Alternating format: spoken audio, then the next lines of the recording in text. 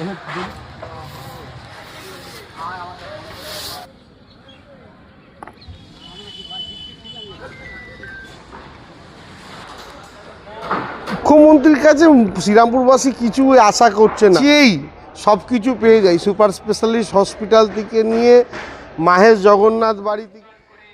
আগামীকাল শ্রীরামপুরের মাটিতে সভা করতে চলেছে রাজ্যের মুখ্যমন্ত্রী মমতা বন্দ্যোপাধ্যায়। শ্রীরামপুর স্টেডিয়াম মাঠে প্রস্তুতি তুঙ্গে, পাশে তৈরি হচ্ছে অস্থায়ী হেলিপ্যাড।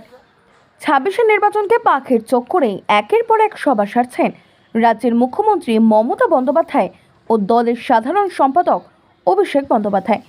আগামী 29শে এপ্রিল দ্বিতীয় দফায় হুগলি জেলায় ভোট, তাই প্রতি বছরের ন্যায় এই বছরও শ্রীরামপুর প্রার্থী তন্ময় ঘোষের সমর্থনে শ্রীরামপুর স্টেডিয়াম মাঠে সভা করতে চলেছে মুখ্যমন্ত্রী মমতা বন্দ্যোপাধ্যায়। মূলত এই সভা থেকে মুখ্যমন্ত্রী কি বার্তা দেয় সেই দিকে নজর থাকবে শ্রীরামপুরবাসীর।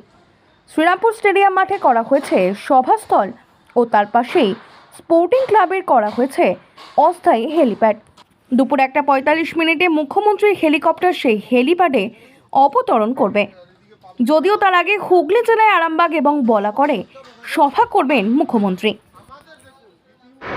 ব্যাপক দেখছেন না, শুধু এই নয়, চারিদিকে আরও আমাদের ছাউনি করতে হচ্ছে, পিছনে আরও মাঠ বড় করতে হচ্ছে, অনেক জায়গা বাড়িয়ে দিয়েছি। ব্যাপক সারা মানুষ বিজেপির ওপরে যেভাবে ক্ষুব্ধ আমি দেখেছি।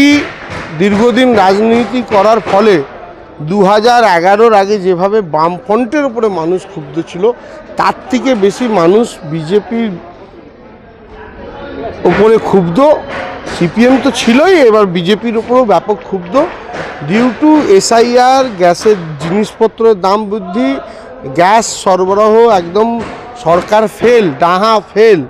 মুখ্যমন্ত্রীর কাছে শ্রীরামপুরবাসী কিছু আশা করছে না, তার কারণ হচ্ছে না চেয়েই সব কিছু পেয়ে যায়। সুপার স্পেশালিস্ট হসপিটাল থেকে নিয়ে মাহেশ জগন্নাথ বাড়ি থেকে শুরু করে রাধাবল্লভ মন্দির থেকে শুরু করে শ্রীরামপুরকে হেরিটেজ পর্যায়ে থেকে শুরু করে সব কিছু মমতা বন্দ্যোপাধ্যায় সব নজরে আছে। চট শিল্পে যে সমস্যা সেগুলো ওনার নজরে আছে, সেইগুলো নিয়ে সারাদিন এটা নিয়ে চিন্তাভাবনা চলছে যে আগামী দিনে কিভাবে চট শিল্পটাকে আরও শক্তিশালী করা হয়।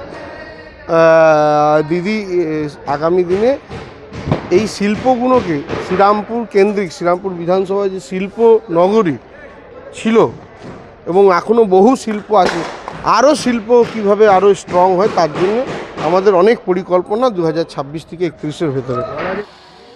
আগামীকাল আমাদের জননেত্রী মমতা বন্দ্যোপাধ্যায় আমাদের এই শ্রীরামপুরের পবিত্র মাটিতে আসছেন, তার প্রস্তুতি আপনারা দেখতেই পাচ্ছেন। সারা রাত দিন ধরে কাজ চলছে আমাদের প্রস্তুতি তুঙ্গে। আমরা যেভাবে সাধারণ মানুষের সাড়া পাচ্ছি, আগামী দিন একটা জনপ্লাবন হতে চলেছে এই শ্রীরামপুর স্টেডিয়াম মাঠে এবং তার প্রস্তুতি তুঙ্গে একদম শেষ পর্যায়ের প্রস্তুতি চলছে।